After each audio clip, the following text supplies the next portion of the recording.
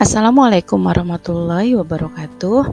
Perkenalkan, saya Siti Nur Hikmah SPD, guru di SMP Negeri 3 Kubu yang merupakan calon guru penggerak Angkatan 7 Kabupaten Karangasem. Pada kesempatan ini, saya akan mempresentasikan aksi nyata modul 1.4 yaitu tentang budaya positif. Berikut ini merupakan rancangan tindakan aksi nyata saya. Yang pertama, latar belakang. Yang melatar belakangi kegiatan aksi nyata saya adalah murid tidak suka peraturan karena selama ini jika mereka melakukan pelanggaran akan mendapatkan hukuman dan cenderung hukuman ini mempermalukan diri mereka. Yang kedua, tujuan aksi nyata. Tujuan dari aksi nyata saya adalah yang pertama, menciptakan murid yang merdeka dan memiliki disiplin diri yang kuat. Yang kedua, menumbuhkan budaya positif di sekolah dengan meyakini nilai-nilai kebajikan universal. Berikutnya adalah tolak ukur keberhasilan aksi nyata saya adalah terbentuknya keyakinan kelas melalui kegiatan kesepakatan kelas yang dilakukan wali kelas dan siswa. Yang kedua, siswa mampu menerapkan dan menjalankan keyakinan kelas yang dibuat. Lini masa tindakan atau langkah-langkah tindakan yang saya lakukan adalah yang pertama, menghadap kepala sekolah untuk menjelaskan pentingnya penanaman budaya positif dan keyakinan kelas di sekolah, serta meminta izin untuk mendiseminasikan bersama rekan guru. Yang kedua, mengumpulkan rekan guru untuk melakukan diseminasi pemahaman materi budaya positif, yaitu keyakinan kelas dan segitiga restitusi. Yang ketiga, berkoordinasi dan berkolaborasi dengan wali kelas untuk membuat keyakinan kelas.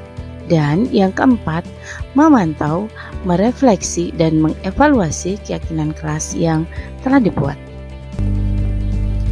Dalam aksi nyata modul 1.4 mengenai budaya positif, dukungan yang saya butuhkan adalah 1. Dukungan dari kepala sekolah, rekan guru, serta murid agar tindakan yang disusun dapat dilakukan secara lancar dan menyeluruh.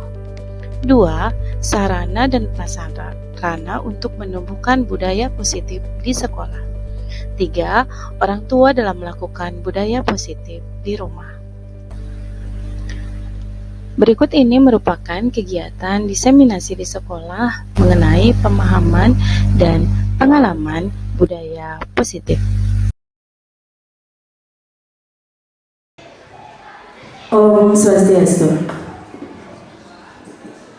Diseminasi modul budaya positif pada hari ini Sabtu 28 Januari 2023 segera dimulai.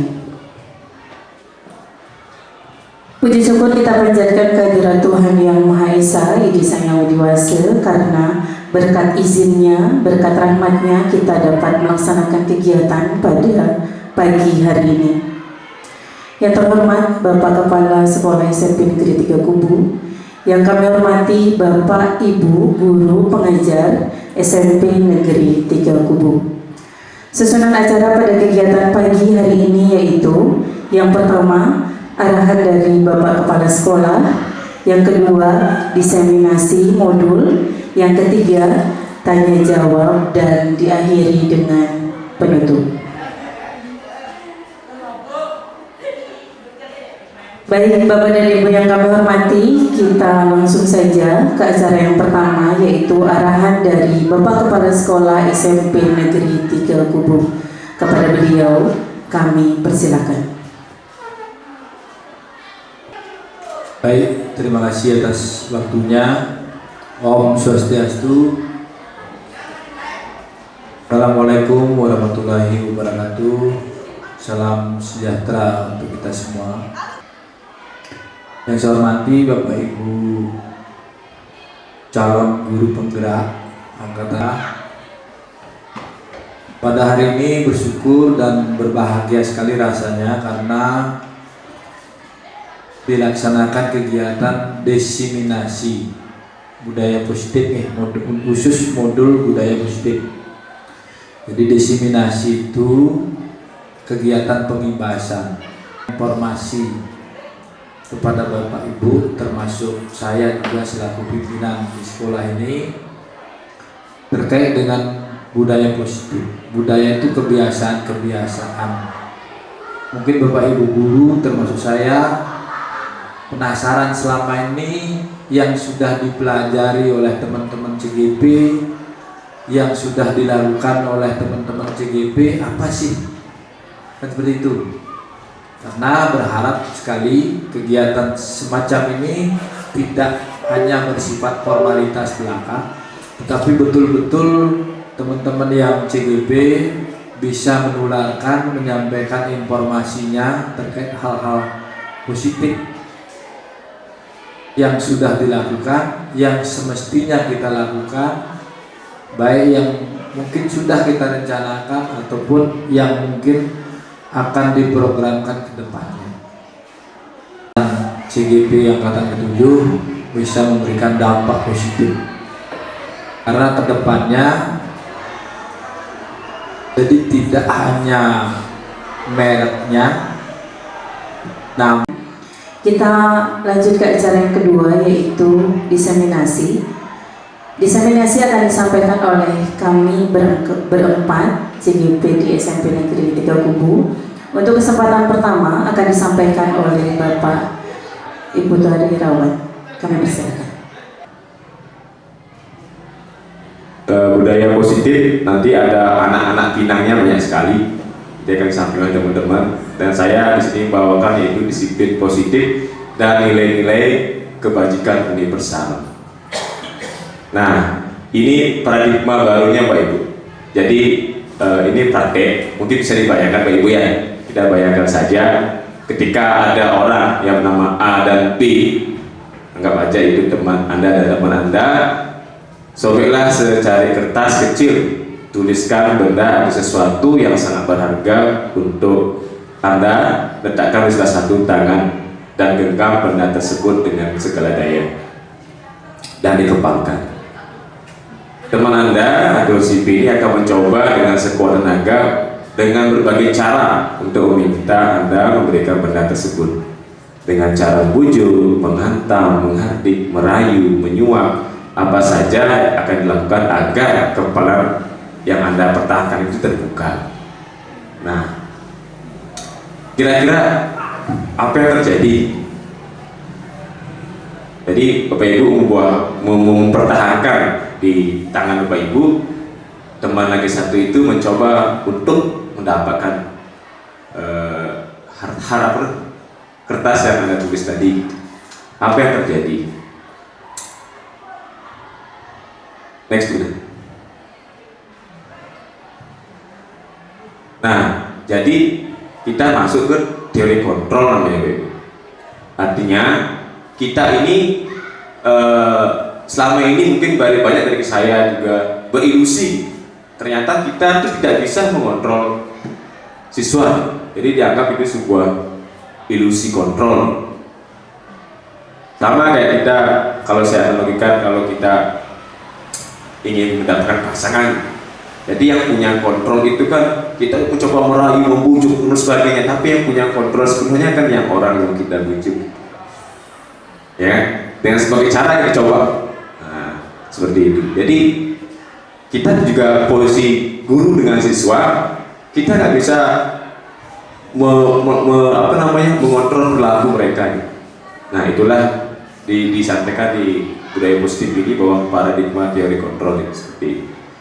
Ilusi kritik dan membuat orang merasa bersalah dapat menguatkan karakter. Mungkin kita selama ini beranggapan kritik itu bagus untuk perubahan, ternyata itu sebuah ilusi. Dan berikutnya, ilusi semua penguatan positif efektif dan bermanfaat. Yang terakhir, ilusi bahwa orang dewasa memiliki hak untuk memaksa. Karena kita merasa kita guru, umur kita jauh lebih tua, jadi kita punya hak untuk memaksa kepada anak didik kita. Itu dianggap ilusi kontrol dalam teori ini. Next, gitu. Nah, ini. Jadi ada namanya stimulus respon dan teori kontrol. Stimulus ini kan sebuah stimulus atau ada aksi dan reaksi itu bahasa ini. Jadi kita mencoba kalau dalam stimulus respon itu kita mencoba mengubah orang agar berpandangan sama dengan kita. Jadi kalau kita menganggap siswa jangan terlambat, ya kan? Kita kenapa kamu terlambat? Jadi kita berpikir kalau kita tidak terlambat berarti kita harus dia harus sama dengan saya. Itu di bagian stimulus respon. Dalam teori kontrolnya kita berusaha memahami pandangan orang lain tentang dunia. Jadi kita idealnya kalau teori itu idealnya seperti itu, Ibu. Kita diharapkan ke arah sana. Mungkin di mana-mana kalau namanya teori pasti ideal, Ibu. Yang semestinya harus kita lakukan di sekolah. Di luar faktor X yang kita alami di lapangan. Perilaku buruk dilihat sebagai suatu kesalahan. Di teori kontrol semua perilaku memiliki tujuan. Jadi kalau kita lihat siswa kita terlambat, memakai baju, memakai pakaian tidak sesuai aturan, rambutnya sebagainya. Jadi kita harus tahu dulu kenapa tujuan dia seperti itu apa. Jadi harus didalami, diselami sampai kita mendapat kesimpulan yang valid tentang kenapa siswa itu seperti itu. Jadi kita nggak bisa lagi langsung menjustifikasi bahwa itu buruk dan kamu salah. Orang lain bisa mengontrol saya. Semestinya adalah Anda tidak bisa mengontrol orang lain. Jarang kan kita punya murid, kadang kita punya istri di rumah nggak bisa dikontrol ini. Ya, artinya seperti itu. Jadi kita harus memahami bahwa yang punya kontrol sepenuhnya adalah anak didik kita. Kita hanya bisa sebagai fasilitator lah biasanya. Pemaksaan ada pada saat rujukan gagal. Semestinya adalah kolaborasi, kita menciptakan kerjasama dalam pilihan-pilihan baru. Seperti itu idealnya. Dalam stimulus respon ada model berpikir menang atau kalah. Sedangkan kalau di teori kontrol itu ada win-win solution. Jadi kita bikin kalau siswa begitu kita cari solusinya. Jadi ini Pak Ibu. Jadi dalam motivasi, kenapa tentu kita berperilaku itu ada motivasinya Pak Ibu. Kenapa kita tiap pagi bangun pagi berusaha untuk tidak telat ke sekolah, pasti motivasinya apa? Ya tujuannya pasti ingin jadi biar bisa teladan buat nanti. Ya, motivasinya pasti begitu. Nah, semua siswa kita juga punya motivasi. Kenapa perilakunya seperti itu? Nah, untuk ada berapa motivasi disampaikan di sini? Motivasi di luar diri siswa itu sendiri, di mana dia adalah menghindari ketidaknyamanan. Apa yang akan terjadi bila saya tidak melakukannya. Eksternal masih di luar diri siswa itu sendiri. Yang kedua adalah mendapatkan imbalan atau motivasi eksternal. Waktu saya kecil saya sering begitu. Jadi ketika saya suruh nggak mau nyapu dikasih es krim sama orang tua saya selalu nyapu. Itu contoh. Jadi itu tidak bagus sebenarnya dalam teorinya seperti itu. Tapi mau gimana lagi ya? Kita ada dari turun-temurun begitu kan. Nyapu dulu nih Pak Ibu beliin es krim. Jadi turun kita dididik anak seperti ini. Jadi itu kita keliru nah teman-teman. Yang ketiga untuk menghargai diri sendiri. Nah ini yang semestinya yang seharusnya terjadi. Jadi mereka datang ke sekolah tepat waktu, di kelas bisa mengikuti dengan baik. Sebenarnya mereka bukan menghargai kita sebagai gurunya atau menghargai aturan sekolah, lain pada dia menghargai diri sendiri sebagai manusia yang utuh. Semestinya yang terjadi harus seperti itu. Jadi inilah tujuan disiplin positif yang seharusnya terjadi dalam dunia pendidikan kita. Nah ini Bapak Ibu, ini mungkin Bapak Ibu ketika kita ikut CGP pertama, teman-teman banyak yang ngomongin Ki Hajar Dewantara karena memang basicnya di sana CGP ini arahnya menciptakan merdeka, pembelajaran merdeka. Jadi merdeka itu adalah individu yang merdeka secara lahir dan batin untuk mencapai kemerdekaan dalam hidupnya. Jadi tidak tergantung lagi dengan orang lain. Jadi mereka ketika di sekolah bikin juga sudah mandiri lah mereka. Itu yang diharapkan dari pemikiran Ki Hajar Dewantara. Karena merdeka belajar kan memang dari teorinya dari beliau. Lanjut kita. Nah ini Bapak Ibu. Jadi penghargaan itu juga bagian dari hukuman Bapak Ibu. Tanpa kita sadari. Jadi penghargaan itu pengaruh penghargaan jangka pendek, jangka panjang. Mungkin dari kita di sekolah juga pernah waktu kita Zoom ditanyakan apakah siswa yang dapat juara kelas atau juara umum diberikan reward, gimana Pak? Tanggapannya apa? Tidak boleh. Nah, instruktur itu jawab nggak salah. Apa dia? Saya lupa dia. Artinya jangan sampai itu menjadi motivasi utamanya. Tetap bisa diberikan, cuma jangan sampai terjadi tertegang. Jadi jangan sampai pelaku itu dikontrol oleh penghargaan itu. Mau dia dapat penghargaan, mau tidak dapat penghargaan, udah artinya tetap kamu berbuat sebagaimana mestinya.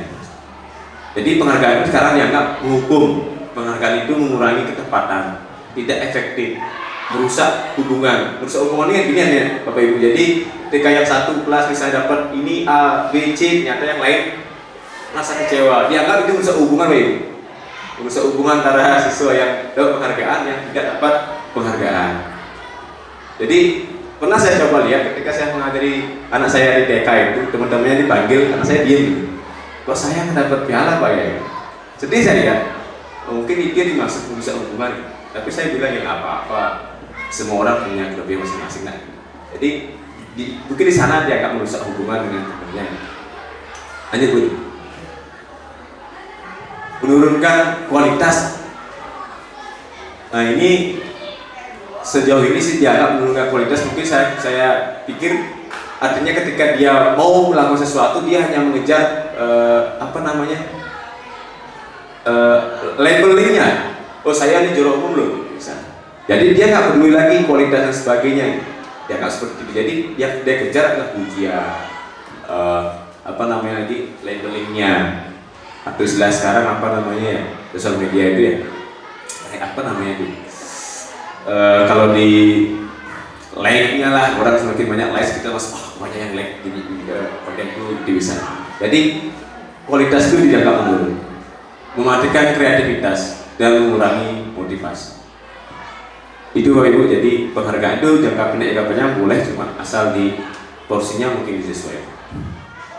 Kebajikan apresiasi, bentuk program kebajikan atau apresiasi fokus pada dukungan khusus pribadi kepada semua murid. Jadi kita harus memberikan apresiasi kepada semua murid, entah dia lambat atau cepat di kelas, tetap kita harus apresiasi secara konsisten. Artinya 6 bulan 1 semester kita konsisten ngasih penguatan buat anak didik, tidak pilih-pilih seperti ini.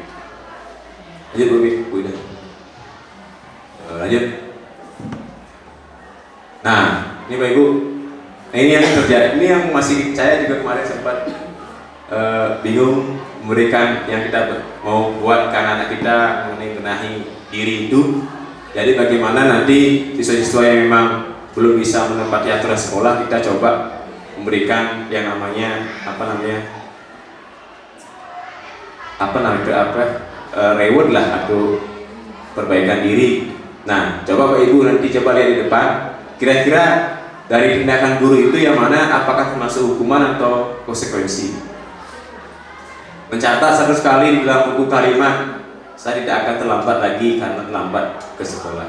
Itu termasuk hukuman apa konsekuensi? Dan seterusnya. Coba Bapak Ibu dipikirkan dulu kurang lebih 15 detik atau 3 detik.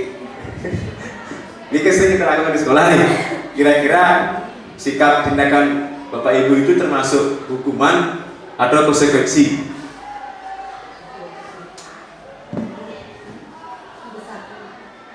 Gedean Bu udah.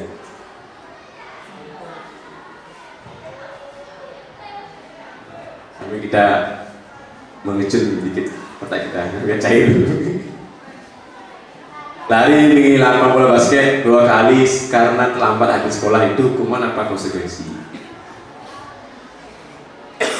Murid diminta untuk push up 15 kali karena tidak menggunakan masker ke sekolah, apakah itu hukuman atau konsekuensi?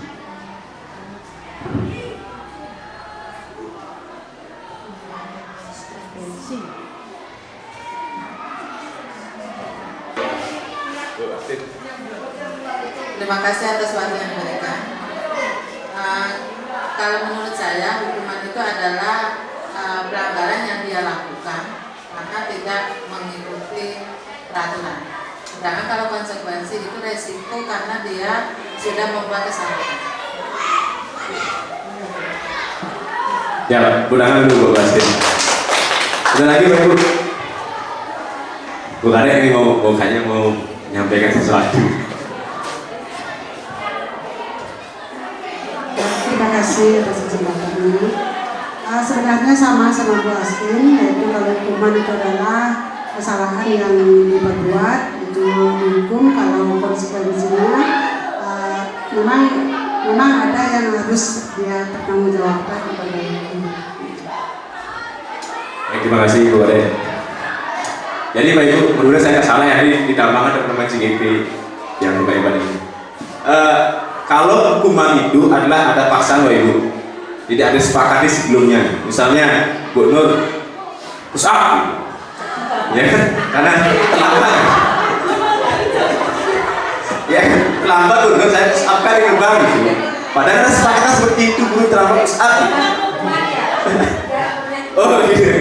Ya, jadi ada paksaan memaksa gitu istilahnya, tanpa ada apakah yang disuruh mau tidak, itu hukum apa itu?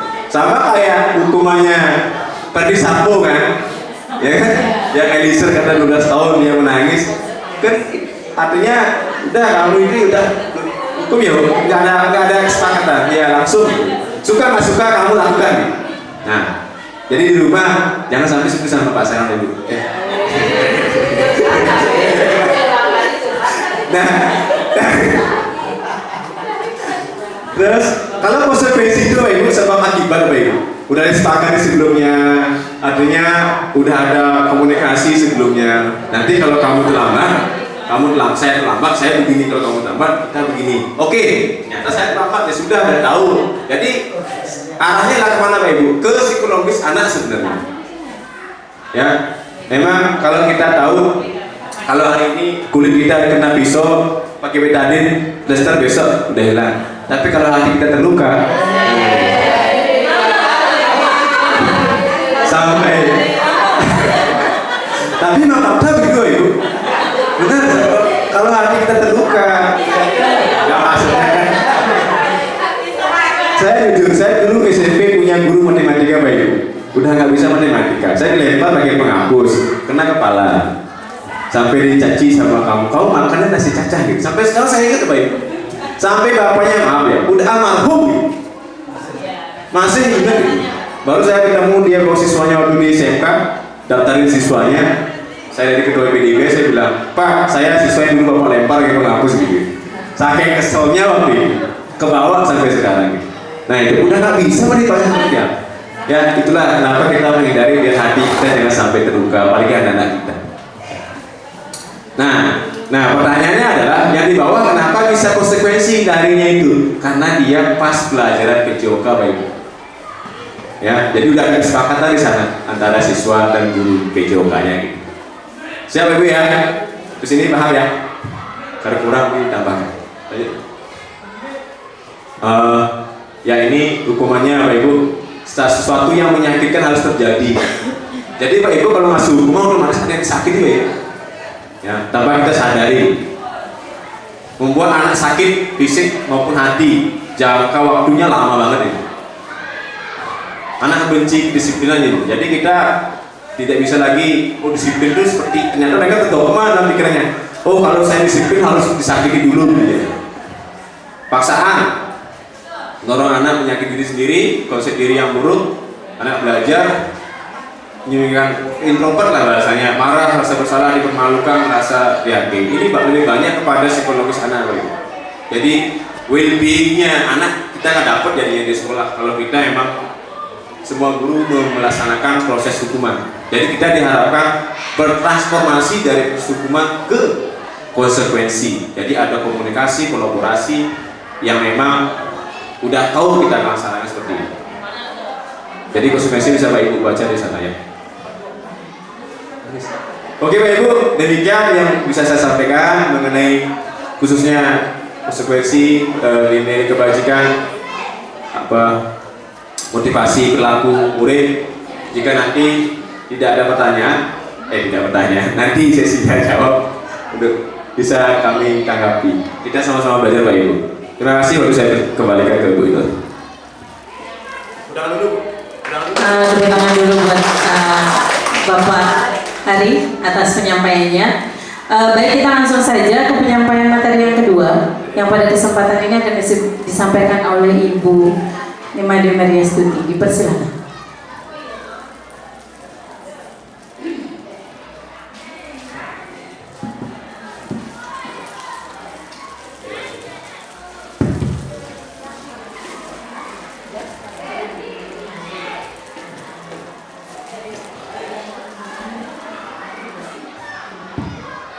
Baik, terima kasih untuk kesempatan yang diberikan oleh moderator.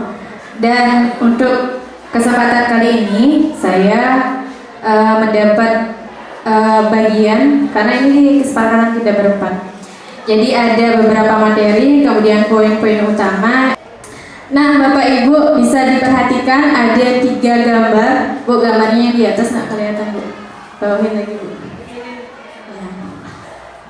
Nah, gambar yang paling besar itu ada, bisa dilihat kan Bapak Ibu gambar, ya, ada pengendara sepeda motor, dia menggunakan helm. Kemudian yang di atas ada pengemudi mobil menggunakan seat belt. Dan yang di bawah kelihatan sedikit, ya, dia menggunakan apa? Menggunakan masker. Nah, sekarang saya ingin Bapak Ibu menyumbangkan suaranya sambil menikmati snacknya. Menurut Bapak Ibu, mengapa harus ada peraturan pengendara menggunakan helm, kemudian pengemudi mobil diwajibkan untuk menggunakan seat belt, dan ketika coronavirus sedang melanda di Indonesia kita wajib menggunakan masker dan mengikuti protokol kesehatan. Kira-kira untuk apa?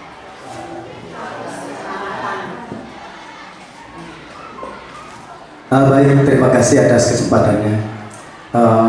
Menurut saya, di mana menyimak dari materi yang diberikan oleh Bu Made mengenai tentang gambar tersebut, yang pertama yang di atas mengemudi mobil, menarik mobil, ya bukan, mengemudi mobil itu memakai sabuk pengaman yang jelas untuk keselamatan. Nah, mudah-mudahan sih tidak ada masalah. Kemudian dia gambar yang kedua itu merupakan aturan dari pemerintah dan wajib dilakukan demi keselamatan kita. Nah, yang ketiga, anak-anak sedang belajar memakai masker pada saat pandemi itu memang diharuskan demi juga menjaga kesehatan dan tidak menyebarnya suatu virus, sehingga kita tetap dalam keadaan sehat dan selamat. Itu. Luar biasa Bapak, terima kasih. Mohon dibantu Ibu, jawabannya ada di bawahnya. Nah, tepat sekali apa yang sudah disampaikan oleh Bapak Iga Diartawan, bahwa dari gambar yang pengendara itu, kenapa ada peraturan menggunakan helm? Karena adalah ada untuk keselamatan atau keselamatannya yang diutamakan. Kemudian yang kedua ada pengemudi itu wajib menggunakan seat belt, meskipun terkadang beberapa yang kita amati sama-sama belum banyak pengemudi dan penumpang di mobil yang menggunakan seat belt, padahal itu adalah untuk keselamatan. Dan yang terakhir, kenapa kita menggunakan masker, wajib menggunakan masker saat coronavirus sedang gencar-gencarnya melanda di Indonesia, itu adalah untuk kesehatan. Jadi tepat sekali apa yang sudah disampaikan. Dan nilai-nilai inilah yang disebut dengan keyakinan. Bisa dibawa. Nah, nilai-nilai keselamatan, kemudian kesehatan, itu yang dimaksud dengan nilai-nilai kebajikan universal, yang sudah tadi beberapa sudah disampaikan secara garis besar oleh Pak Putu Aringrawan. Nilai-nilai kebajikan itu menekankan pada keyakinan seseorang akan lebih memotivasi seseorang dari dalam. Seperti yang kita tahu, dengan kita meyakini kalau kita menggunakan helm adalah untuk keselamatan, maka motivasi kita untuk melakukan itu akan lebih besar. Itu yang disebut dengan keyakinan. Kemudian yang di bawahnya, seseorang akan lebih tergerak dan bersemangat untuk menjalankan keyakinannya daripada hanya sekedar mengikuti peraturan. Begitu juga dengan siswa. ada peraturan, mereka hanya sekedar mengikuti tapi tidak tahu apa makna di balik peraturan itu. Jadinya mereka tidak paham dan kurang termotivasi untuk mengikutinya. Kemudian seperti yang sudah saya bilang tadi, bahwa demikian pula dengan murid, mereka perlu mendengarkan dan memahami arti dari peraturan. Di balik peraturan itu ada nilai-nilai kebajikan apa sebenarnya yang ingin kita tanamkan ke mereka. Nah, jadi mengapa keyakinan kelas bukan peraturan kelas? Di sini kita mencoba sharing apa yang sudah kita peroleh, ya, bahwa mengapa keyakinan kelas bukan peraturan? Karena murid sekali lagi seperti yang sudah saya sampaikan sebelumnya, bahwa dia perlu mendengarkan, perlu memahami, ya, apa arti sesungguhnya tentang peraturan-peraturan yang diberikan. Contoh kecil, ya, misalnya ada peraturan anak-anak yang perempuan, yang seperti kita tahu sama-sama, ya, itu kita wajibkan menggunakan rok minimal paling pendek itu selutut, ya Pak, di tangannya. Nah, sebenarnya murid itu harus paham apa nilai-nilai yang sebenarnya ingin kita tanamkan ke mereka, yaitu adalah untuk menjaga diri mereka sendiri. Kalau mereka sudah paham itu, maka motivasi dari dalam diri mereka sendiri untuk mengikuti peraturan akan lebih besar, jauh dibandingkan mereka hanya dicekoki beberapa peraturan tapi tidak paham sebenarnya nilai-nilai yang ingin kita tanamkan ke mereka itu seperti apa. Kemudian, ya, murid perlu memahami apa nilai kebajikan di balik peraturan seperti yang tadi saya sampaikan. Dan keyakinan kelas adalah salah satu bentuk penanaman dan penumbuhan budaya positif di sekolah. Jadi keyakinan kelas yang nanti akan saya share lebih lanjut bentuknya seperti apa, bagaimana membuat keyakinan kelas, itu adalah salah satu upaya kita untuk menumbuhkan budaya positif di sekolah. Baik, lanjutkan Bu. Nah, mungkin ada beberapa teman-teman yang sudah pernah mendengar tentang keyakinan kelas, bahkan mungkin sudah membentuk kesepakatan kelas di kelasnya masing-masing. Ada yang sudah, Bapak Ibu? Ada yang sudah? Sudah, kalau mendengar tentang keyakinan kelas sebelumnya sudah? Ada yang sudah membuat keyakinan kelas di kelasnya masing-masing? Belum. Baik, di sini kesempatannya, tujuannya sebenarnya diseminasi ini adalah nanti aksi nyatanya tidak hanya untuk kita, ya Bapak Ibu guru penggerak, kita akan membuat keyakinan kelas di kelas masing-masing. Meskipun saya tidak punya kelas, misalnya sebenarnya keyakinan kelas yang dimaksud itu bisa oleh wali kelasnya yang membuat kesepakatan kelasnya. Jadi di kelas itu yang disepakati atau yang dilaksanakan adalah apa yang sudah mereka buat dalam keyakinan kelasnya. Nanti saya juga share apa yang saya sudah lakukan dengan anak-anak dalam membuat keyakinan kelas. Nah, yang pertama, keyakinan kelas bersifat abstrak daripada peraturan. Kalau peraturan itu lebih rinci dan bentuknya konkret, ya. Misalnya peraturan di sekolah kita tidak boleh menggunakan makeup yang berlebihan, itu kan sudah lebih rinci dan konkret. Nah, keyakinan kelas itu jauh lebih abstrak daripada itu. Kemudian keyakinan kelas itu berupa pernyataan-pernyataan universal, pernyataan-pernyataan umum, tidak konkret dan rinci. Kemudian pernyataan keyakinan kelas senantiasa dalam bentuk positif. Di sini kita tidak menggunakan kata tidak dalam keyakinan kelas. Misalnya peraturan yang sudah ada di sekolah, keyakinan sekolah kita salah satunya adalah tidak boleh menggunakan make up berlebihan. Nah, kalau keyakinan kelas itu dirubah menjadi bentuknya positif. Jadi kata tidaknya kita hilangkan, mungkin bisa menjadi, ada yang bisa membantu kalau kita menghilangkan kata tidak boleh menggunakan make up yang berlebihan. Kira-kira menurut Bapak Ibu kita diganti kalimatnya itu menjadi kalimat positif, gimana bentuknya? Tidak menggunakan make up berlebihan. Kalau tidak salah satu bunyi credit point ada seperti itu. Itu kan bentuknya masih negatif. Sekarang kita coba rubah menjadi positif. Mungkin bisa diganti dengan, ada yang punya ide, menggunakan make up yang menggunakan make up seadanya, ya bisa. Yang jelas, yang namanya keyakinan kelas atau keyakinan sekolah itu bentuknya positif. Selanjutnya, keyakinan kelas hendaknya tidak terlalu banyak, poinnya itu tidak terlalu banyak. Jadi mudah diingat, kemudian dipahami oleh semua warga kelas. Dan keyakinan kelas itu sebaiknya adalah sesuatu yang bisa diterapkan. Semua warga kelas hendaknya berkontribusi dalam membuat keyakinan kelas lewat kegiatan curah pendapat. Nanti akan saya share satu video bagaimana saya mencoba membuat keyakinan kelas berdasarkan usulan atau pendapat dari anak-anak. Dan yang terakhir, bersedia meninjau kembali keyakinan kelas dari waktu ke waktu. Ketika kita sudah membuat kesepakatan kelas, keyakinan kelas, nah bagaimana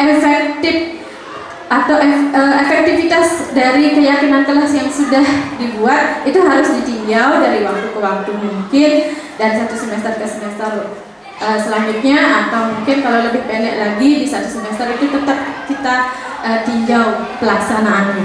Selanjutnya Bu, ya, dan ini prosedur pembuatan keyakinan sekolah atau kelas. Yang pertama, Bapak Ibu, kalau nanti Bapak Ibu membuat keyakinan kelas, yang harus kita lakukan adalah mempersilahkan semua murid di kelas kita untuk menyumbangkan pendapatnya. Misalnya yang saya lakukan di kelas 7E waktu semester lalu itu adalah anak-anak, Ibu berikan kertas, kemudian kalian silakan tulis apa yang ingin kita sepakati dalam pelajaran bahasa Inggris. Mereka menulis dengan semangat dan satu orang dengan orang lain memiliki pendapat yang berbeda. Nah, itu contohnya. Kemudian yang selanjutnya, mencatat semua masukan di papan tulis atau kertas besar. Oke, Bapak Ibu bisa lihat di gambar bawah. Saya menggunakan kertas manila berwarna hitam. Kemudian saya memberikan satu orang siswa satu kertas post-it. Mereka menuliskan apa usulannya mereka atau apa pendapatnya mereka. Nah, dari semua masukan itu barulah kita menyusun keyakinan kelas. Kalau ada kalimat negatif pasti ada, kalau dari siswa pasti ada. Tidak bermain HP, bukan sudah kalimat negatif, kita ubah menjadi kalimat positif. Kemudian meninjau kembali daftar curah pendapat, meninjau ulang keyakinan sekolah atau kelasnya. Kalau sudah sepakat, sudah kita tinjau dan kita sepakati, maka ditandatangani oleh semua warga sekolah, warga kelas maksud saya, karena ini keyakinan kelas, ditandatangani oleh semua siswa yang ada di kelas tersebut, sama wali kelasnya juga, kemudian ditempel di dinding kelasnya. Nah, yang terakhir, keyakinan sekolah ke kelas. Ada lagi satu penting. Keyakinan sekolah ke kelas dilekatkan di dinding di kelas di tempat yang dilihat warga kelas. Jadi di posisi yang strategis di kelasnya ditempel, kemudian yang bisa dibaca dengan gampang oleh semua warga kelas. Bisa dibantu videonya. Nah, ini pengalaman saya di salah satu kelas yang saya ajar dalam membuat atau membentuk keyakinan kelas.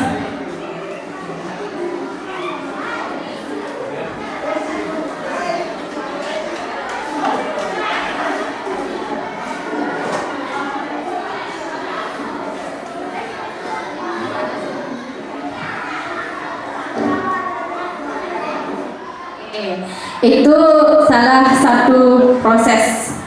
Di awal saya memberitahu ke mereka, anak-anak, ayo kita buat kesepakatan. Kalau belajar bahasa Inggris, kita maunya seperti apa. Sekarang Ibu bagikan kertas, kemudian silakan kalian tulis, kemudian kalian tempel.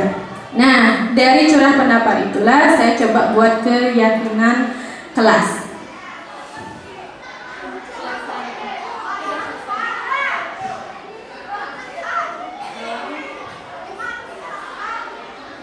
Nah, ini contoh keyakinan kelasnya. Yang pertama, kami atau saya dan siswa menyepakati untuk hadir di kelas tepat waktu, ya. Kemudian dengarkan ketika orang lain berbicara. Ini terlihat gampang, tetapi sulit kita lakukan. Kadang-kadang mereka berbicara, kita berbicara di depan, anak-anak juga ngobrol dengan temannya. Kalau ini kita menjadi kesepakatan atau keyakinan kelasnya. Ketika itu dilakukan, kita tinggal mengingatkan kembali. Ayo anak-anak, keyakinan kelasnya atau kesepakatan kelas kita apa? Pokoknya kita kalau ada yang berbicara, bukannya kita harus mendengarkan. Nah, seperti itu contohnya. Kemudian yang ketiga, angkat tangan sebelum berbicara. Apakah mereka mau menjawab, mereka mau bertanya, mereka mau permisi? Kita membiasakan, menyepakati untuk mengangkat tangan terlebih dahulu sebelum berbicara. Dan yang keempat, masuk dan keluar kelas seizin guru. Yang kelima, membawa buku pelajaran dan perlengkapan belajar. Dan yang terakhir adalah menjaga kebersihan diri dan kelas.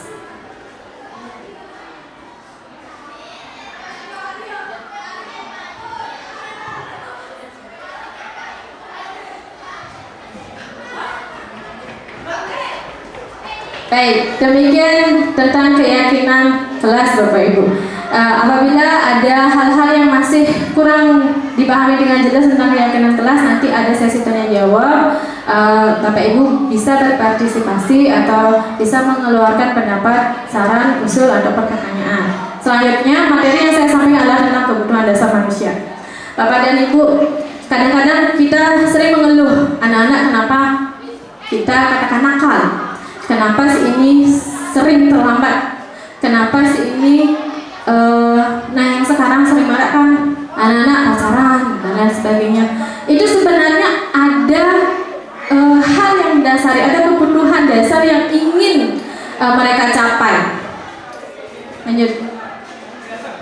Jadi seluruh tindakan manusia itu memiliki tujuan tertentu. Dan semua yang dilakukan itu adalah usaha untuk mendapatkan apa yang mereka inginkan.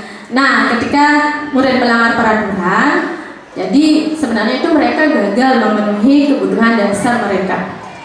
Ada berapa kebutuhan dasar? Mungkin ada Bapak Ibu yang sudah mengetahui ini pelajaran, ada pelajaran IPA ada ya?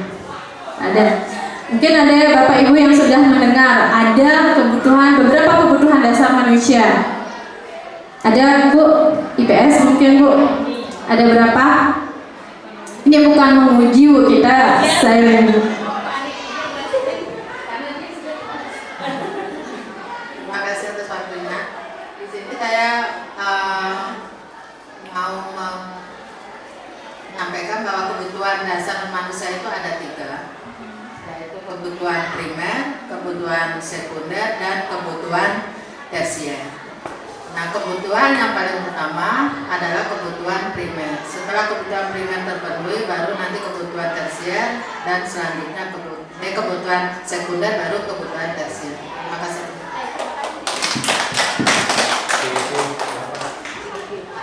Baik, terima kasih Bu Astel, luar biasa.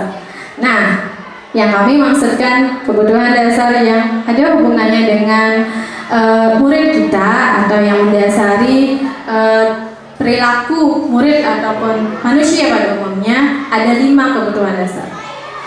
Yang pertama itu ada, langsung di bawah, ada kebutuhan bertahan hidup atau survival. Yang dimaksud dengan kebutuhan bertahan hidup atau survival itu adalah kebutuhan yang bersifat fisiologis untuk bertahan hidup, misalnya makan, kesehatan, rumah, ya mungkin sama dengan yang disampaikan Bu Hasid tadi, kebutuhan primer manusia, fisiologis. Nah, kebutuhan yang selanjutnya adalah kebutuhan sayang dan rasa diterima atau love and belonging. Terkadang kita pernah melihat anak-anak yang sepertinya mencari perhatian. Dia menunjukkan perilaku yang berbeda dari teman-teman yang lainnya, dan tampak seperti kekurangan kasih sayang dan perhatian. Jadi sebenarnya dia ingin memenuhi kebutuhan dasar ini, yaitu kebutuhan sayang dan rasa diterima atau love and belonging. Jadi yang dimaksud dengan kebutuhan sayang dan rasa diterima itu adalah kebutuhan psikologis, Bapak Ibu. Kebutuhan psikologis yang meliputi kebutuhan akan hubungan dan koneksi sosial, kebutuhan untuk memberi, kemudian dan menerima kasih sayang, juga kebutuhan untuk merasa menjadi bagian dari satu kelompok, ya. Karena dia merasa kurang kasih sayang, dia mencari beberapa teman yang mungkin dianggap ya bisa memberikan perhatian dan kasih sayang itu, sehingga muncullah istilahnya ada geng atau grup beberapa siswa yang perilakunya berbeda dari yang lain. Dia kan juga ingin diterima, dia kan juga ingin menjadi bagian dari kelompok tersebut. Nah, itu yang dimaksud dengan kebutuhan kan, rasa sayang dan diterima. Selanjutnya yang ketiga itu adalah kebutuhan penguasaan atau power. Berhubungan dengan kekuatan untuk mencapai sesuatu, menjadi kompeten, terampil, diakui atas prestasi dan keterampilan kita. Kemudian didengarkan dan memiliki rasa harga diri. Jadi kebutuhan ini adalah siswa atau murid ataupun kita juga kan manusia terkadang ingin terlihat kompeten atau menunjukkan keterampilan kita. Itu sebenarnya kita sedang memenuhi kebutuhan dasar kita, yaitu tentang power atau penguasaan. Selanjutnya yaitu kebutuhan kebebasan atau freedom. Nah, ini kebutuhan akan kemandirian, otonomi, memiliki pilihan dan mampu mengendalikan arah hidup seseorang. Jadi sebenarnya tidak ada murid yang nakal. Murid yang sedang kita hadapi bersama-sama itu adalah individu yang sedang memenuhi kebutuhan dasar mereka. Ketika mereka melakukan pelanggaran, berarti mereka gagal memenuhi kebutuhan dasar mereka dan melakukan perilaku-perilaku yang berbeda dengan individu yang lainnya atau dengan murid yang lain. Kemudian ada kebutuhan akan kesenangan, yaitu kebutuhan untuk mencari kesenangan, bermain, dan tertawa. Kalau kebutuhan kita tentang kesenangan bermain dan tertawa itu kan, kalau ibu-ibu mungkin suka scrolling Facebook, merasa happy. Kemudian kalau Pak Putu Ari Irawan, ya dengan membuat konten TikTok, itulah kebutuhan akan kesenangan dari Pak Putu Ari sendiri. Ya, dia sedang memenuhi kebutuhan dasarnya akan having fun atau kesenangan. Ya, baik Bapak Ibu, dua materi yang sudah saya sampaikan semoga bermanfaat. Apabila ada hal-hal yang kurang berkenan di hati Bapak Ibu, mohon dimaafkan. Untuk selanjutnya saya kembalikan ke pembawa acara. Baik, karena diseminasi ini harus dilanjutkan, akan dilanjutkan dengan penyampaian materi yang ketiga yang akan disampaikan oleh Ibu Siti Nur Hikmah. Dipersilahkan. Terima kasih.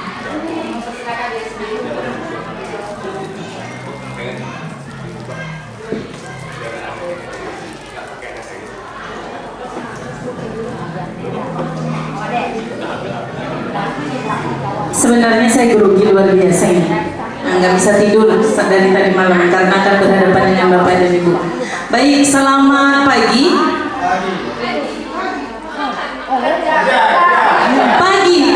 Pagi. Ya, salah. Baik, selamat pagi kepada Bapak dan Ibu. Pada kesempatan ini saya diberikan tugas untuk menyampaikan materi tentang 5 posisi kontrol.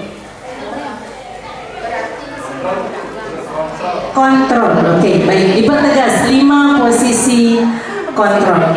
Di sini mungkin kita akan merefleksi atau meninjau kembali bagaimana pelaksanaan kontrol disiplin yang sudah kita lakukan kepada siswa dan bagaimana sebenarnya efeknya terhadap siswa. Oke, next Bu Ida.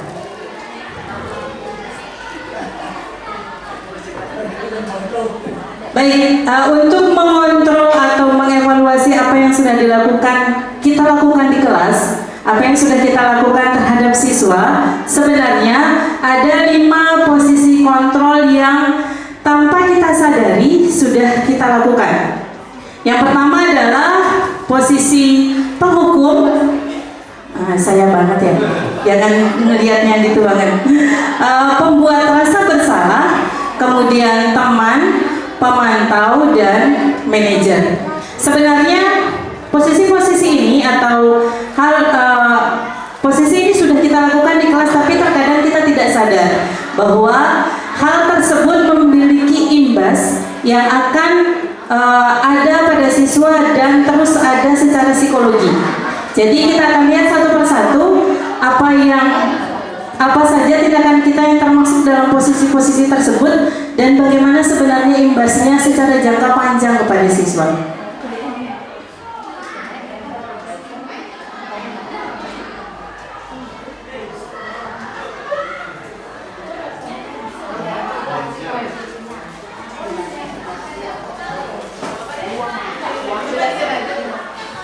Baik, posisi yang pertama adalah posisi penghukum. Entah apa yang terjadi pada presentasinya, padahal tadi malam bisa dibaca, nggak apa-apa deh. Posisi penghukum. Posisi penghukum ini adalah posisi yang bisa dilakukan baik secara verbal maupun secara psikis. Artinya begini, kita secara tidak sadar sudah sering melakukan posisi ini kepada siswa. Mungkin contohnya bisa langsung ke saya ya, walaupun saya harus mengevaluasi. Ternyata pada awalnya saya berpikir bahwa posisi penghukum ini menjadi sesuatu yang harus dilakukan di anak-anak yang memang sudah tidak bisa dilembutin istilahnya. Jadi tidak bisa didekati dengan cara halus. Jadi terpaksa saya harus mengambil posisi penghukum. Saya secara pribadi tidak tahu bahwa posisi ini memberikan efek jangka panjang yang tidak baik kepada siswa. Jadi posisi penghukum ini ternyata di awal saya berpikir bahwa ketika saya menghukum siswa, dia akan jerah kemudian tidak mengulangi. Saya pikir semua akan selesai sampai di sana. Saya tidak tahu bahwa posisi ini akan membuat anak-anak menjadi dendam, kemudian anak-anak menjadi kecewa, kemudian anak-anak menjadi terluka secara psikologi seperti yang disampaikan oleh Pak Ari tadi. Seperti contohnya adalah ketika saya memanggil Ditya ke depan dengan pelanggaran yang dilakukan. Saya pernah mendekatinya, mungkin setelah saya membaca posisi-posisi ini, saya pernah mendekatinya secara pribadi, kemudian bertanya. Dia bilang bahwa, "Bu, boleh nggak kalau ngomong sama saya, jangan saya dipanggil ke depan?" Saya tanya, "Kenapa Ditya?" "Saya malu, Bu." Saya tidak pernah berpikir bahwa itu akan berimbas sejauh itu kepada siswa.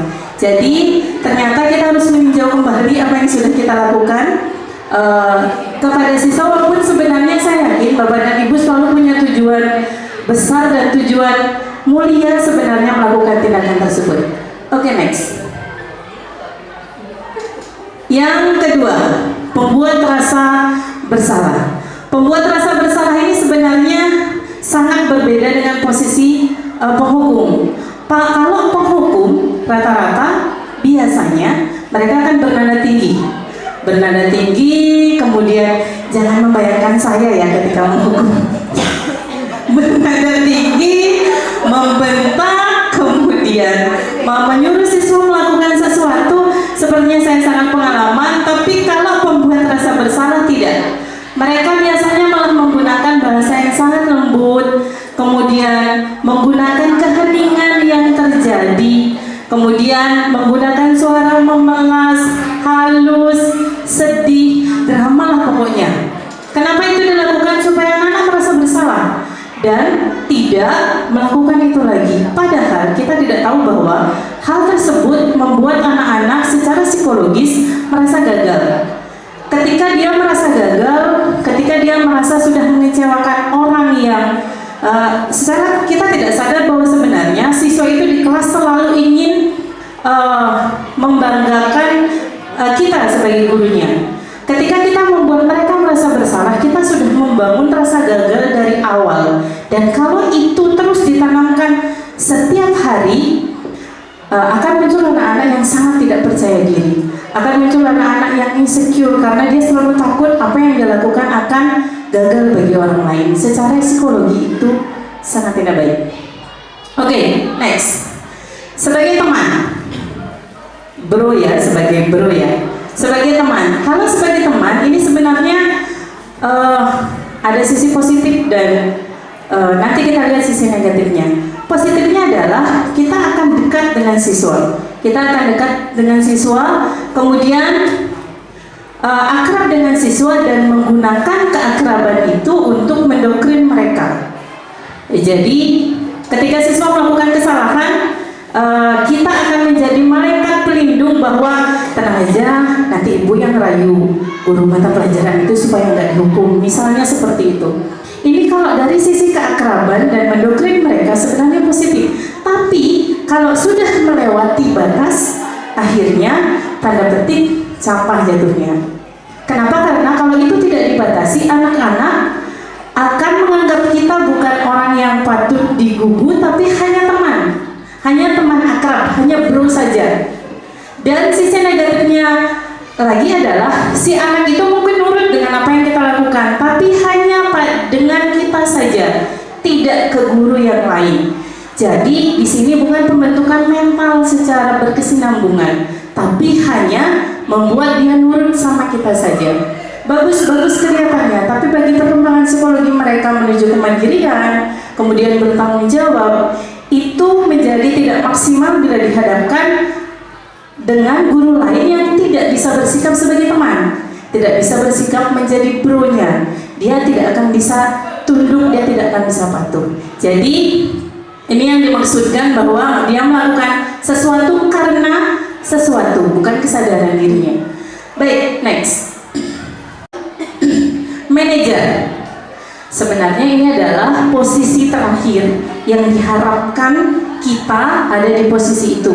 Walaupun kalau saya secara pribadi prosesnya sepertinya masih harus terus-menerus belajar. Kenapa? Ketika ada di posisi manajer, biasanya nada suara bukan lemah lembut, kemudian bukan lebay karena teman, tapi tulus aja bertanya. Kemudian bahasa tubuh juga tidak formal seperti pemantau, kemudian melakukan pendekatan psikologis kepada siswa.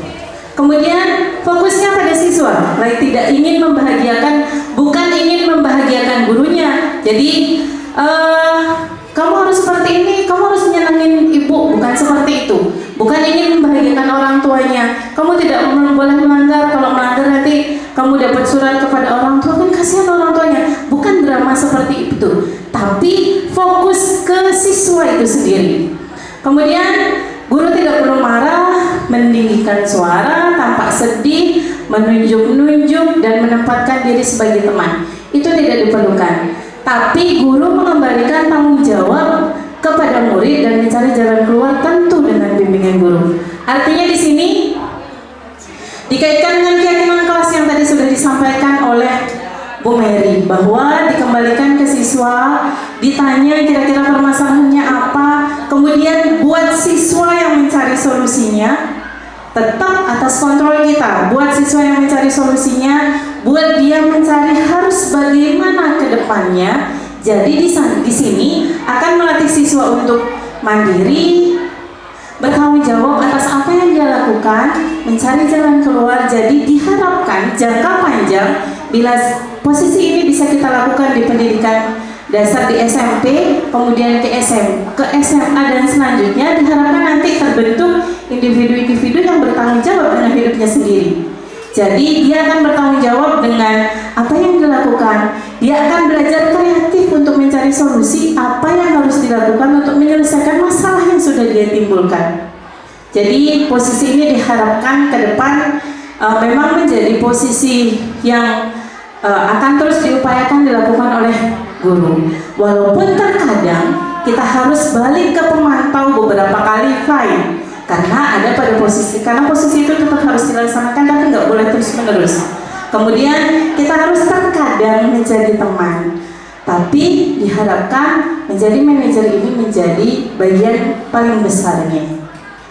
Baik, itu posisi kontrol yang sebenarnya sudah kita lakukan, dan terkadang kita tidak tahu apa imbasnya dan apa efeknya kepada siswa. Baik, itu yang bisa saya sampaikan, itu presentasi yang bisa saya berikan. Terima kasih kepada Bapak dan Ibu atas perhatiannya.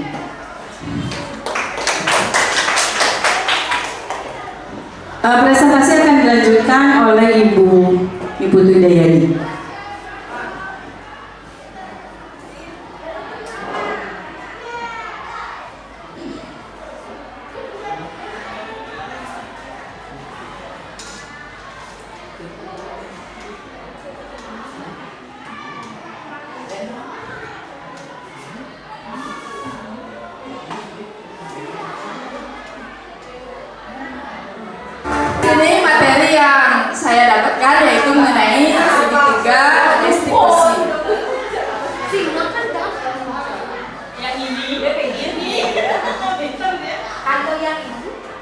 Sebelum saya menyampaikan materi tentang segitiga restitusi, di sini berkaitan dengan bagaimana menghadapi anak-anak yang bermasalah atau berkasus atau melanggar dari peraturan sekolah. Mungkin mohon bantuannya dulu Bapak Ibu sebelum saya sampaikan. Mungkin ada salah satu dari Bapak Ibu bisa menyampaikan seandainya ada siswa yang berkasus apa yang Bapak Ibu lakukan. Silakan, kasusnya terserah kasus apa yang sedang dihadapi, kemudian bagaimana cara mengatasinya. Mungkin Mbak De. Baik, terima kasih atas kesempatan pada saya untuk menyimak apa yang disampaikan oleh Bu Ida, terutama masalah kasus anak-anak. Sementara banyak permasalahan sebenarnya, dan ini sudah ditanggapi bersama-sama oleh wali. Kerjasama kita, kolaborasi dan bergotong royong di dimensi Profil Pancasila itu sudah berjalan, namun perlu dimaksimalkan. Terutama controlling tadi bagus sekali dari teman-teman yang menyampaikan tentang budaya positif itu luar biasa sekali.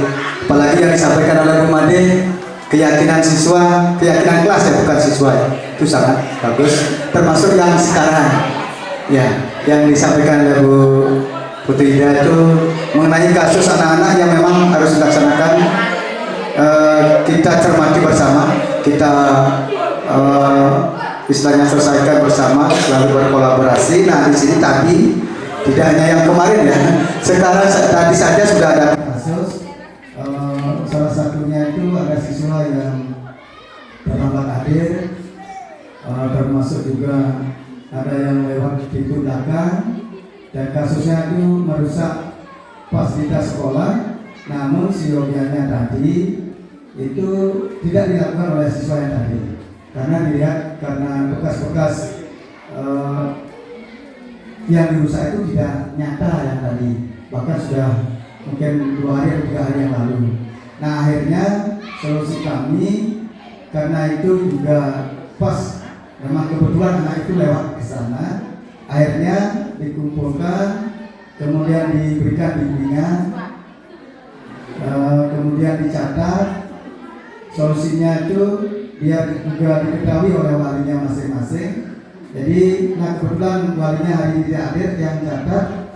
Kemudian sebelum mereka kembali bergabung pada temannya, diberikan motivasi dan disarankan agar juga, karena kebetulan ini terjadi kasus itu, dan mereka menyiapkan istilahnya itu bersedia untuk memperbaiki beberapa pintu yang dirusak dan perlu diperbaiki, dan katanya besok mau diperbaiki. Nah itu sih solusinya tadi. Termasuk itu juga tidak hanya itu saja kasusnya, itu pada saat pemasangan bendera, pencarian bendera merah putih tadi juga diberikan masukan oleh Pak Bos, Bapak Kepala Sekolah. Itu bendera yang memang tadi dicari itu yang bagus tidak ada, karena memang belum ada penggantinya.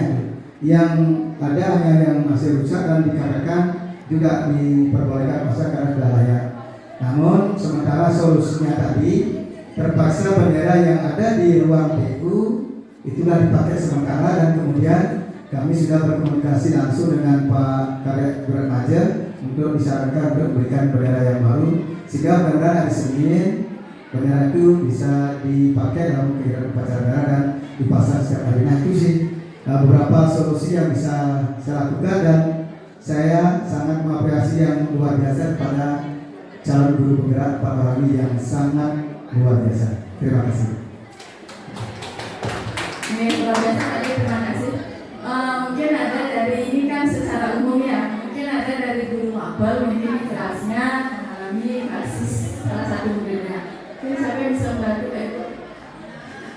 Teman?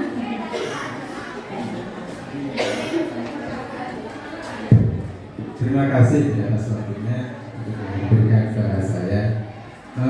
Tadi kebetulan tadi yang saya menemukan kasus di kelas, mungkin ini kasus yang biasa. Tadi pada saat saya menjelaskan depan seperti biasa, ada dua anak yang sudah biasa di kelas itu bicara dan ngobrol pada saat guru menjelaskan. Secara naluri secara saya itu memberikan unsur hukuman jenis konsekuensi. Mereka saya lerai, maksudnya yang ada yang di belakang, saya pindahkan satu orang ke depan. Mungkin Ibu atau Bapak yang mempunyai solusi, apakah saya melakukan hukuman atau konsekuensi pada siswa tersebut dan apa kira-kira jalan keluarnya. Terima kasih. Saya kembali. Tangan dulu Pak Iman.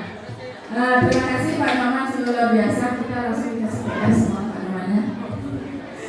Baik, sebelum kita membahas dari apabila seandainya ada siswa yang bermasalah, apa yang harus kita lakukan, lebih lanjut. Sesuai dengan materi yang akan saya sampaikan, yaitu tentang restitusi. Ini istilahnya. Restitusi ini adalah bagaimana kita proses apa yang kita lakukan nanti agar murid yang melakukan kesalahan itu memperbaiki kesalahan dan nanti habis memberikan solusinya, anak-anak itu bisa kembali dengan karakter yang lebih baik, dengan karakter yang lebih kuat. Dan biasanya kalau siswa ada masalah yang kita lakukan seperti Pak Iman tadi, biasanya sebagai penghukum dan pemberi rasa bersalah sesuai dengan kontrol yang Ibu Nur sampaikan. Kemudian kalau di restitusi, kita mencoba untuk berkolaborasi antara guru dengan siswa untuk mencari solusi apa yang bisa dicarikan atau jalan keluarnya dari permasalahan yang dihadapi oleh murid. Itu dulu intinya. Nanti Pak Ari. Kemudian di dalam restitusi ini, selain mencarikan solusi, nanti di sini juga membantu murid untuk memiliki tujuan. Kemudian tadi hubungannya yang Pak Ari sampaikan, yaitu disiplin positif. Kemudian memulihkan dirinya dari rasa bersalah sehingga tidak ada trauma lagi di siswa. Di dalam penerapan restitusi ini terdiri dari 3 langkah atau 3 tahapan yang disebut dengan segitiga restitusi. Kenapa di sini dikatakan segitiga? Karena dari ketiga tahapan itu saling berkaitan dan saling berhubungan. Nanti hubungannya juga nanti ke posisi kontrol, kemudian keyakinan kelas, disiplin positif. Semua yang tadi disampaikan oleh teman-teman nanti hubungannya ke sini. Silakan kembali. Yang pertama, restitusi yang pertama yaitu menstabilkan identitas. Nah, di dalam menstabilkan identitas, di sini apa yang kita lakukan?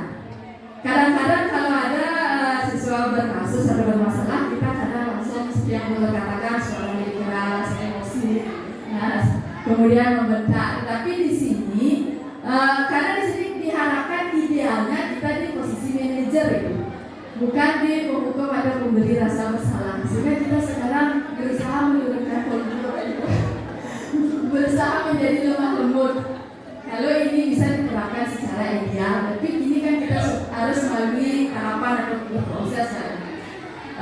Di menstabilkan identitas ini, di sini kita berusaha bagaimana anak-anak itu tidak merasa gagal kalau mereka membuat kesalahan, tetapi kesalahannya itu dijadikan nanti menjadi hal yang positif terhadap dirinya. Terus apa yang bisa kita lakukan? Dari nanti memanggil murid yang bermasalah, kita di sini menstabilkan identitasnya terlebih dahulu. Misalnya istilahnya akulim ya, bagaimana biar anak itu tidak merasa bersalah. Misalnya kita di sini wajarlah bersalah dulu karena kita tidak ada manusia yang sebenarnya itu juga pernah berbuat salah, sehingga anak-anak merasa dirinya tidak terlalu disalahkan, dan nanti anak-anak akan berani mengutarakan sebenarnya apa yang menyebabkan mereka membuat masalah atau berkasus. Itu yang menstabilkan identitas. Kemudian lanjut Pak Ali, yang kedua, restitusi kedua yaitu memvalidasi tindakan yang salah. Di sini tujuannya adalah membantu. Ini hubungannya dengan kebutuhan tadi yang disampaikan oleh Bu Mary ya. Di sini nanti kenapa sih kita berusaha nanti mencari apa yang menyebabkan mereka membuat kesalahan atau berkasus. Di sini kenapa mereka membuat masalah, pasti di sini berhubungan dengan kebutuhan yang disampaikan oleh Bung Hadi tadi. Mungkin mereka ingin cari perhatian, ingin dihargai, ingin diakui, sehingga mereka menyampaikan undang-undangnya itu dengan cara berkasus. Kemudian nanti di sini yang bisa kita lakukan untuk memvalidasi tindakan yang salah, yaitu misalnya kita menanyakan apa sih sebenarnya alasannya mereka melakukan masalah atau berkasus. Kemudian bisa juga kita membenarkan terlebih dahulu, kamu bisa melakukan seperti ini, tapi alangkah bagusnya kamu melakukan yang lebih baik. Itu bisa dipakai.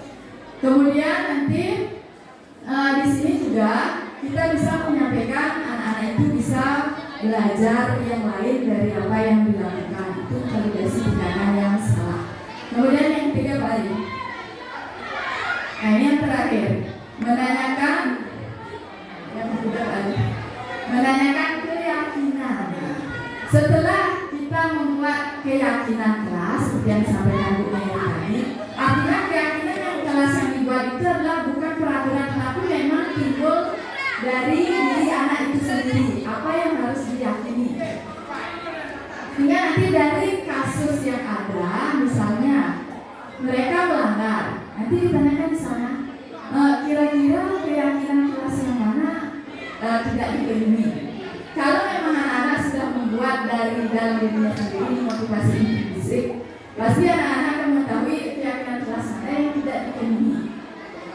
Sehingga kalau sudah dari dalam dirinya, nanti anak-anak akan ada keinginan untuk menghargai dirinya dengan cara memperbaiki kesalahan yang sudah dibuat. Kemudian pada saat menanyakan keyakinan kelas, kalau sudah disampaikan oleh siswa, nanti kita akan mengarahkan anak-anak maunya seperti apa, kemudian solusi apa yang ingin dicari itu ditanyakan. Kita sama-sama mencari solusi, sehingga anak-anak bukan kita yang memaksa kamu harus begini, tetapi memang kita berkolaborasi untuk mencarikan solusi yang memang mampu dilaksanakan oleh anak itu. Sehingga karena itu sudah keluar dari dalam dirinya, sudah keinginan dari dirinya, sehingga anak-anak mudah-mudahan nanti ketika berproses bisa melakukan itu. Kemudian tindak lanjutnya, bagaimana nanti biar kita bisa mengetahui apakah anak itu sudah menjalani atau solusi yang kita berikan, kita bisa memantau dari hari berikutnya apakah anak-anak itu sudah berubah. Jadi pada intinya adalah di dalam kita menyelesaikan suatu kasus, kita tidak bisa menghukum anak-anak, tidak bisa memaksakan, tetapi kita berkolaborasi untuk mencari solusi dari permasalahan yang dihadapi anak-anak. Sehingga di dalam menyelesaikan solusi ini, anak-anak tidak merasa bersalah, tidak merasa minder, tetapi mereka merasa dihargai karena kita membantu untuk mencarikan solusinya. Dari segitiga restitusi itu ada demonstrasi konseptualnya, yaitu penerapannya yang ini kasus satu. Ini yang tugas saya dapatkan, yaitu pada saat kegiatan pembersihan persiapan penerimaan rapat kemarin.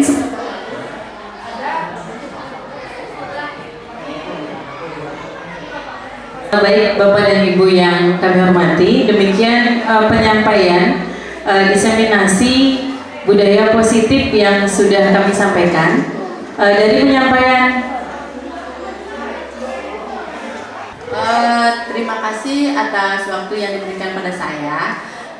Di sini saya ingin bertanya, dari 5 posisi kontrol tersebut yang dijelaskan oleh peserta CGP, Bapak Ibu CGP, posisi mana yang paling penting dalam hal itu, di bagian itu? Terima kasih. Terima kasih atas waktu yang diberikan. Saya langsung saja terkait penyampaian tadi oleh Ibu Mary terkait keyakinan kelas. Ya. Mau beberapa saya tanyakan. Keyakinan kelas itu ada perbedaan dengan peraturan, ya. Nah, yang paling saya ingat itu sifatnya ada abstrak, gitu. apa dasarnya yang membedakan kita menentukan itu abstrak atau tidak atau nyata istilah.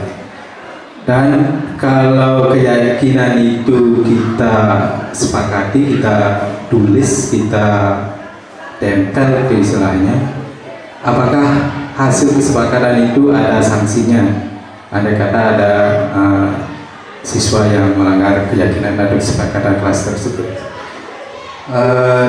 Terus tadi yang saya sampaikan terkait permasalahan dalam kelas yang saya lakukan tadi pagi sebelum masuk ruang sini, mohon dikoreksi bagian mananya perlu diperbaiki.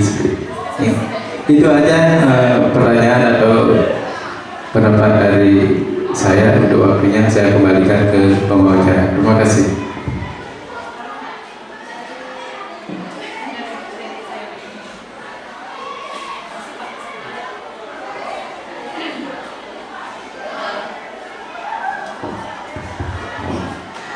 Baik, terima kasih kami sampaikan kepada Bapak Ibu yang sudah memberikan pertanyaan dari materi yang sudah kami presentasikan. Mungkin saya akan memberikan tanggapan yang pertama karena itu terkait dengan materi yang saya sampaikan. Pertanyaannya adalah dari 5 posisi kontrol yang sudah disampaikan, apa sebenarnya posisi yang paling penting? Posisi yang paling penting atau posisi yang diharapkan bisa kita jalankan itu adalah posisi manajer. Kita sebagai guru di sekolah diharapkan memang tidak hanya mengajar tapi juga mendidik. Mendidik ini salah satunya adalah bagaimana kita menggali potensi mereka, bagaimana kita mengembangkan psikologi mereka sehingga mereka bisa lebih mandiri, mereka bisa lebih merdeka, dan mereka bisa lebih bertanggung jawab dengan apa yang dilakukan.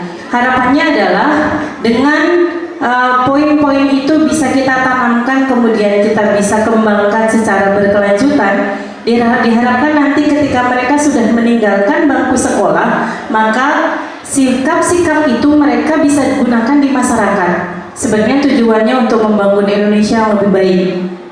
Kenapa posisi manajer yang paling penting? Karena ketika kita bisa memposisikan diri kita sebagai manajer, kita bisa membantu mereka atau mengarahkan mereka menjadi lebih kreatif. Kenapa lebih kreatif?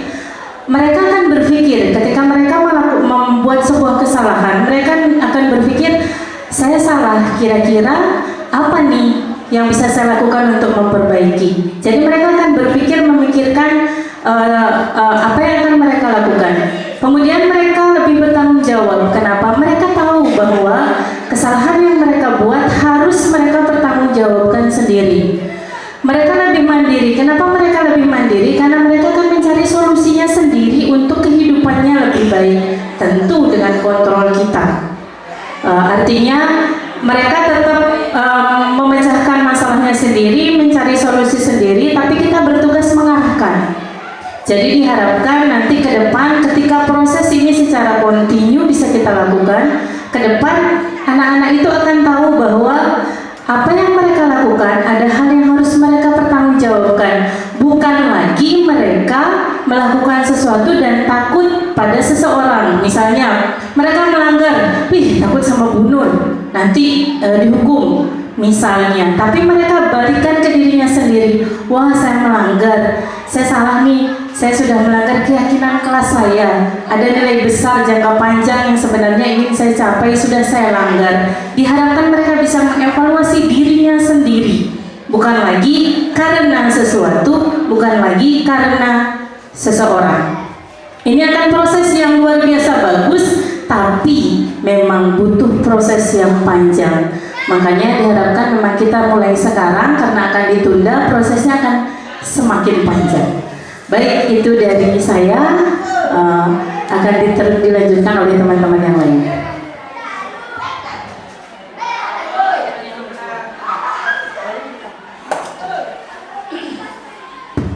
Baik, terima kasih. Terima kasih pertanyaannya dari Pak Nyoman Subagio, yaitu tentang keyakinan kelas. Tadi seperti yang saya sampaikan bahwa keyakinan kelas itu sifatnya lebih abstrak dibandingkan dengan peraturan yang lebih konkret dan terperinci. Maksudnya begini Pak, keyakinan kelas itu adalah nilai-nilai yang kita yakini Pak.